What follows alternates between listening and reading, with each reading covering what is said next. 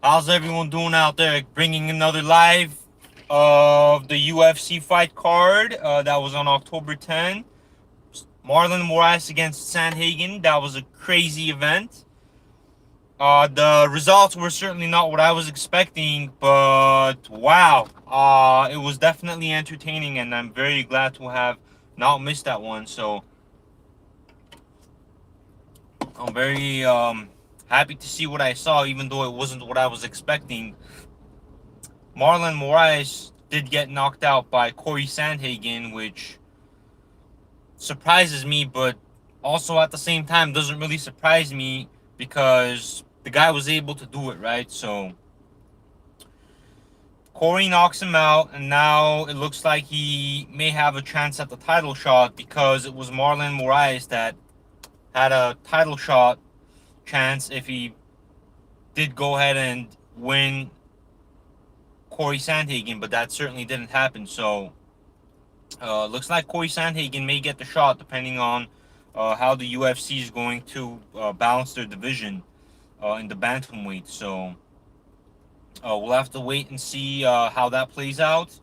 But going to the co-main event, before I get into the analysis of each fight, Edson Barboza was able to get the win over Makwan Amirkhani in spectacular fashion. That looked a little more like the classic Edson Barboza that we would usually see, with those vicious kicks he would come out with and just destroy the legs of his opponents, right? So we definitely saw more of that, and that was what granted him the victory in that fight. But the third fight was Ben Rothwell against Marcin Tybura, which was a good fight as well. But sometimes it can be boring as well. So either way, I got that one wrong as well. So I chose three fights. I only got one of them right, and that one was the Edson Barboza win over Makwan Amirkhani. Now, Marlon Moraes, I thought had a really good chance of beating Cory Sandhagen, but that certainly didn't work out. I mean, I'm not so sure what's going on here. So, Marlon Moraes beats Aljamain Sterling, but then Aljamain Sterling beats Cory Sandhagen, and then Cory Sandhagen beats Marlon Moraes. So it's like everyone can beat each other, you know. So, and that is specifically what makes this sport at this level so interesting to watch, because you never know what's going to happen, and that's exactly what's really interesting about watching these events, and exactly why I love the fight game. So yeah, I mean, who knows how it could have played out, but I was even surprised that Marlon Moraes was the underdog in this fight and that Cory was the favorite. And wow,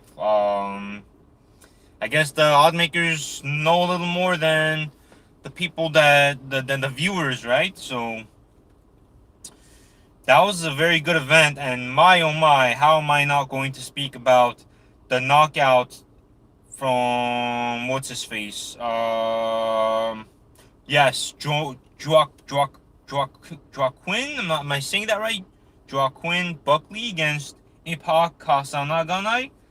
Yeah, that was a crazy turnaround. What it was that? I want to say that was a roundhouse kick. That was a turnaround heel kick to the face that knocked him out. Wow. I mean, how many times have we seen that, right? So it doesn't tend to happen often, but the way Joaquin Buckley knocked out Impa Kasanagan was absolutely marvelous. That was in spectacular fashion.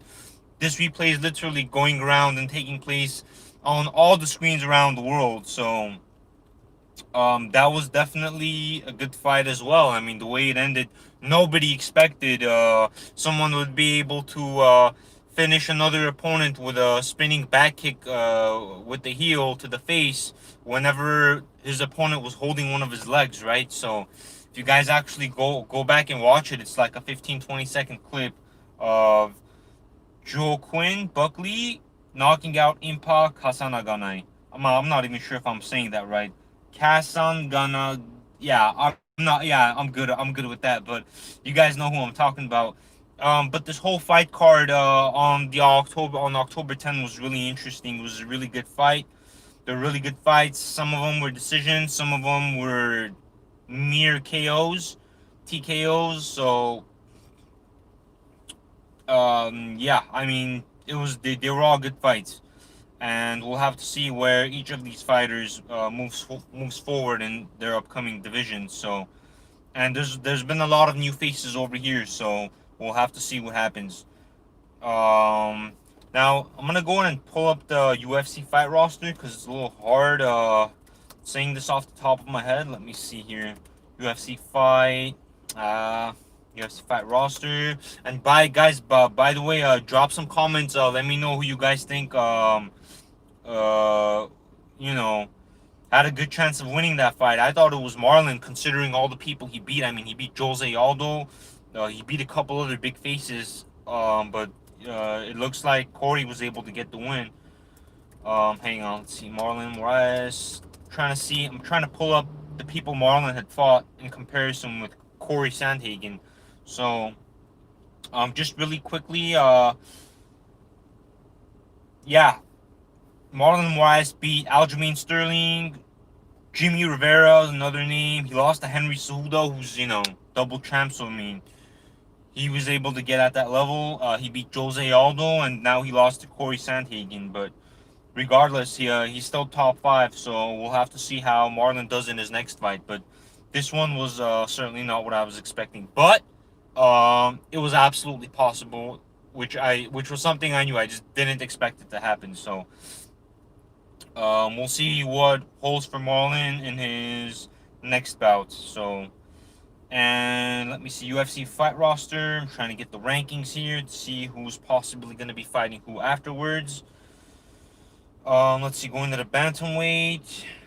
Where is that division? Okay, here we go. So, I'm not exactly sure if it's been updated here. It certainly hasn't been updated on the UFC website because Marlon is still contender number one for the championship, even though he lost, and Cory is fourth. And that was the way it was prior to the fight. So it's certainly subject to change. So we'll have to see what happens. And then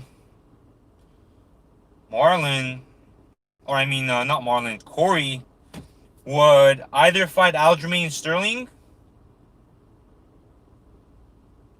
or he get a shot at the belt. I mean, depending on who Aljamain Sterling fights, because right now, since Marlon lost, it's all eyes on Aljo. So we'll have to just wait and see what the UFC does. But it's likely going to be Petrian against Aljamain Sterling. So that is a fight that is going to be a war. So win or lose, depending on who it'll be, I think it's going to be a spectacular fashion.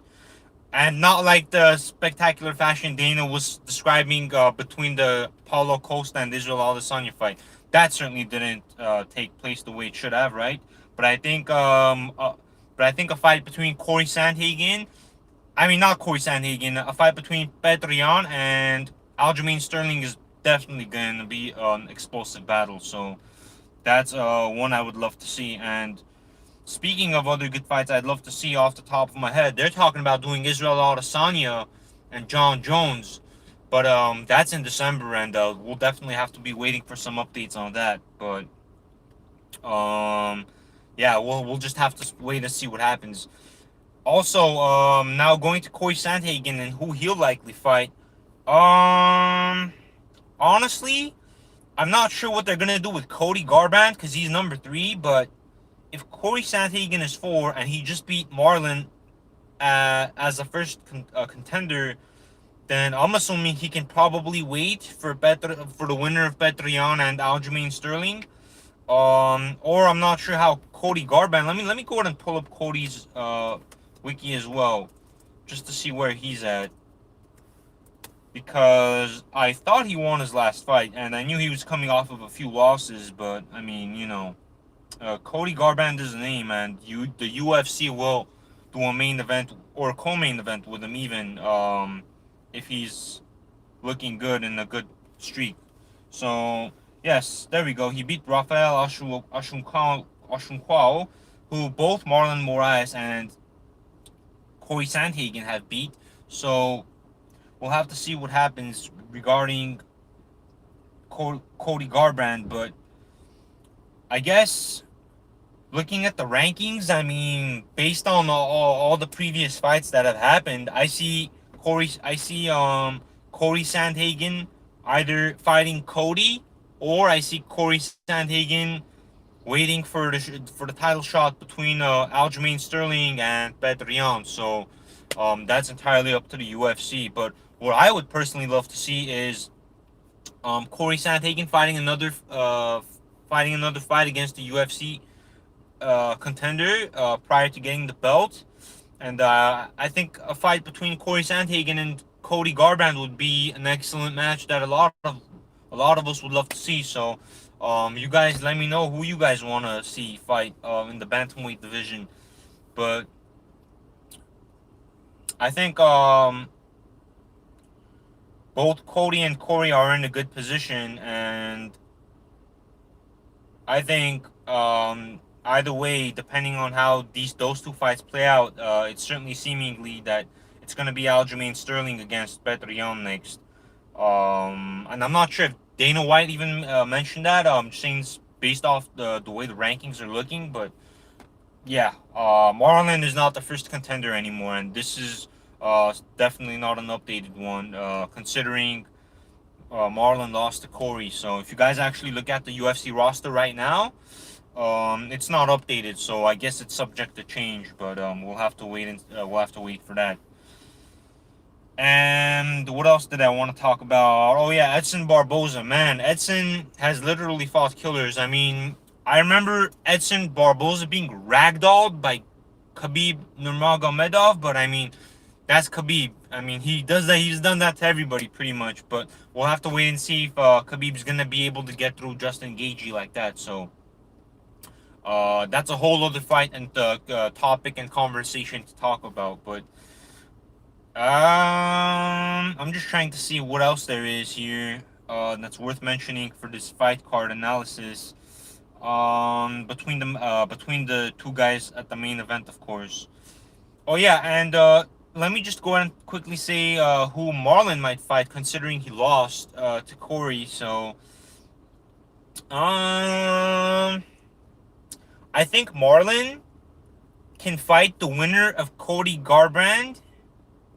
No, never mind. No, no, no, no, no. Never mind. That makes no sense whatsoever. I was actually gonna say the winner of Cody Garbrandt and the Cory Sandhagen, but that makes no sense.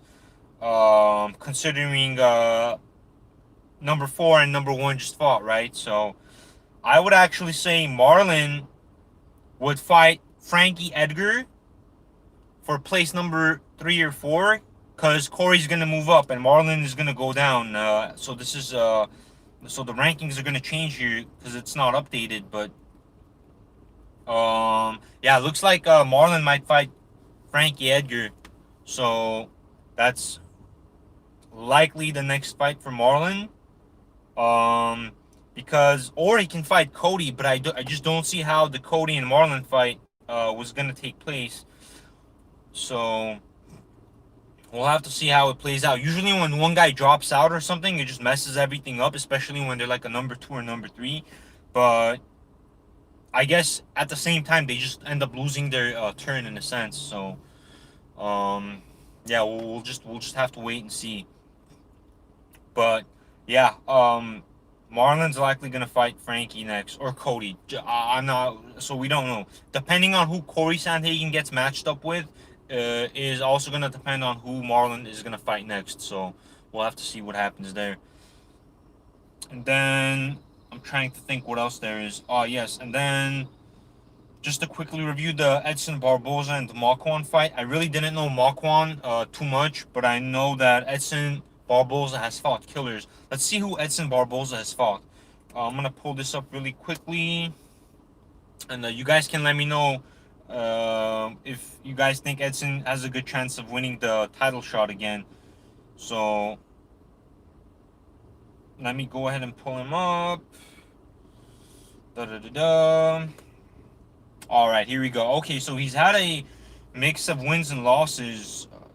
I mean, he was on the 3-fight losing streak prior to beating Makwan on this previous Saturday. So he lost to a good amount of people. He lost to Kevin Lee as well. He lost to Justin Gaethje. He lost to Paul Felder. He lost to Dan Ige. But when you look at who Edson Barboza's fought, let me mention the names. Okay, let me mention all the names, win and lose, regardless. Makwan Amirkhani, Dan Ige, Paul Felder, Justin Gaethje, Dan Hooker, Kevin Lee, Khabib Nurmagomedov, Beneil Dariush, Gilbert Melendez, Anthony Pettis, Tony Ferguson. That's 10 top names, guys. Though not all of them are top, 7 of those are top. I mean, he's fought Ferguson, Pettis, Khabib, Kevin Lee, even though he's not, he's a B-level fighter in my opinion, but he fought Justin Gaethje as well. Donald Cerrone. So, wowie, wow. Edson Barboza has been in wars with, all these guys here. So, I mean, it looks like he took a little bit of a time off. Or no, I guess no, he didn't take some time off. Just a couple months, but I guess it was a month or two longer than is usual. So, and I'm really happy for Edson to get the win. I mean, I really want this guy to do good. I mean, he definitely deserves the belt if he can get up there, simply because of all the people he's fought. Let's be real, guys. This Shazmat guy, that's literally cleaning the division, right? The divisions, right? What's his face? Shazmat. I keep forgetting his name. Shazmat. So yeah, what I pretty much want to say is everyone is afraid to fight this Shazmat Shimaev guy, and Darren Till took that fight. So when you compare that with Edson Barboza and all the people Edson Barboza has fought, it's absolutely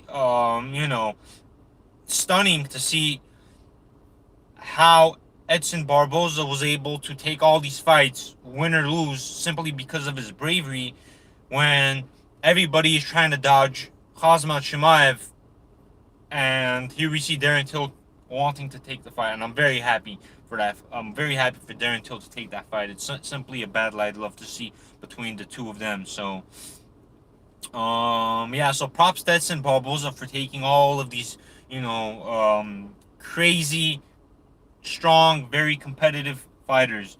So, yeah, these guys are animals. So, I hope Edson Barboza has learned through all of his losses against these tough opponents, because if he puts it together, I think Edson definitely has the potential to get the title shot.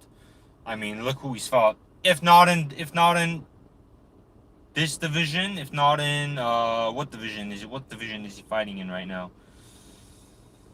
Let me see really quickly. He's fighting at the featherweight division, and it looks like he's moved down to featherweight from lightweight. So yeah, lightweight is literally packed with the most wanted names that people want to see fight. So yeah, the lightweight division is is absolutely stacked. So we'll see how Edson does in the featherweight division. So we'll just have to wait and see. And then the third and that was the only fight I got correct on that fight card, because I only made 3 predictions. I thought that the main event, I thought Marlon Moraes would win. I got that one wrong. And the second fight I got right. Thought Edson Barboza would win.